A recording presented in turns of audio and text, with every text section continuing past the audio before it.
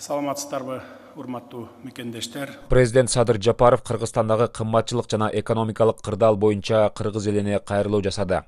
Урматтуу кыргызстандыктар, акыркы күндөрдө эл аралык жагдай жана дүйнөлүк рыноктогу кырдаал кескин курчуп кетти. Барыңыздарга маалым болгондой, күйүүчү майга карата баанын бир топ жогорулуусунан улам өлкөбүз чоң кыйынчылыктарды башынан кечирүүдө. Ун жана башка дан азыктарынын баалары өтө кымбаттады. Мунун баары республикабызда коронавирус пандемиясынан улам экономикабыз калыбына келелек маалда болуп жатат. Жакынкы арада улуттук валютабыз каттуу басымга кабылышы ыктымал. Эл аралык кырдаал чет өлкөлөрдө иштеп жүргөн мекендештерибизге да терс таасирин тийгизиши мүмкүн. Министрлер кабинети тарабынан каачылыкка каршы иш-чаралар планы иштелип чыккан. Бардык министрликтерибиз тарабынан жарандарыбызга сырткы таасирлерди жумшартуу үчүн атайын чаралар көрүлөт. Азыр биздин биринчи приоритетибиз экономикалык потенциалыбызды мүмкүн болушунча сактап калуу болууда. Биз жалпы журтубуз менен бул сыноодон татыктуу өтүү үчүн колдон келгендин баарын жасоого аракеттенебиз. Албетте, бул кыйынчылыктардан пайдаланып, элибиздин ынтымагын бузуп, баш аламандыкты, араздашууну көздөгөн күчтөр чыгаары белгилүү.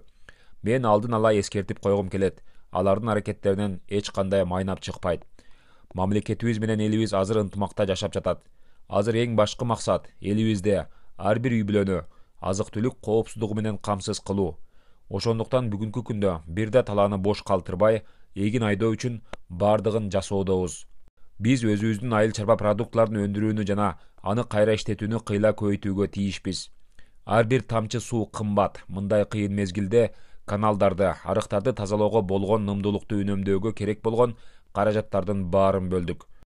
Быйыл айыл чарба тармагына 26 миллиард сом бөлүндү. Ушул жерден жалпы дыйкандар менен фермерлерге ачык айтып коеюн. Бул сумма быйыл бардык фермерлер менен дыйкандарга жетпейт. Анткени өлкө боюнча 400 миңден ашуун дыйкан жана фермер бар. Быйыл жетишинче аласыңар. Кудай буйруса эмдиги жана аркы жылдары дагы көбүрөөк акча бөлүп, 3 жылда бардык дыйкандар менен фермерлерди камсыз кылабыз деген пландарыбыз бар. Азыр казынабызда болгон акчабызды берип жатабыз. Эгер акчабыз жетиштүү болгондо, быйыл эле баарыңарды камсыз кылмакпыз. Ушул жерден бир чындыкты айтып коюшум керек. Өлкөбүз эгемендик алганы биринчи жолу айыл чарбасына ушундай чоң суммадагы каражат бөлүнүүдө. Биздин ишкерлерге өзүнчө кайрылгым келет. Бизге азыр өндүрүштүк ишканаларды түзүү керек. Албетте, сооданы активдүү өнүктүрүүнү улантабыз, бирок өзүбүздүн продукцияларыбызды экспортко көбүрөөк чыгарышыбыз керек. Каражатты алтынга салуу мүмкүнчүлүгүнө көңүл буруу абдан маанилүү. Биз алтын куймаларын каалаган санда сатып алууну өзгөчө жеңилдеттик. Ар бир валютанын куну качат. Биздин алтындын гана баасы өсөт. Ошол үчүн акчасы бар жарандарыбыз улуттук банктан алтын сатып алыңыздар.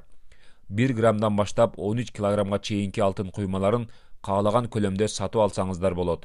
Эч кандай чек жок. Башка өлкөлөргө алып чыгып кетүүгө да чек жок. Эч кандай төлөмдөр да жок. Ушундай шарт түзүп койдук. Капиталыңарды кагаз акча менен сактагандан көрө алтын менен сактаңыздар. Ошол эле улуттук банк сактап берет жана ар ким ар кайда сактаса өзү билет. Алтын эч качан кунун жоготпойт. Керек болсо кайсыл убакта болбосун, кайра эле улуттук банкка сатып жиберсеңиздер болот. Улуттук банк учурдагы базар баасы, кардар сатып жаткан малдан аркы кайсы баада болсо, ошол баа менен сатып алат.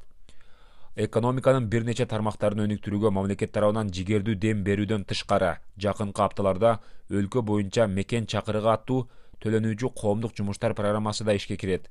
Бул 100 миңдеген жарандарыбыздын Кыргызстанды жакшыртууга салым кошуусуна жана өз үй бүлөлөрүн камсыз кылуусуна шарт түзөт. Калктын аярлуу катмары, жалгыз бой калгандар, жетимдер жана кары картаңдар социалдык камсыздоо органдарынан болушунча колдоо алышат. 1 апрелден баштап мамлекеттик жана муниципалдык кызматта иштегендердин айлык акылары көтөрүлөт. Эң башкысы азыр дүрбөлөңгө түшпөй, сабырдуу болуу. Өлбөгөн жанга жаз да келет деп ата-бабаларыбыз айткандай, жергебизде жаз да келди. Убактылуу ар кандай кыйынчылыктарды чогуу жеңебиз. Мамлекет эч кимди көңүл сыртында калтырбайт. Биз тынчтыкта жана ынтымакта жашайбыз. Кыргыз Республикасынын президенти Садыр Жапаров.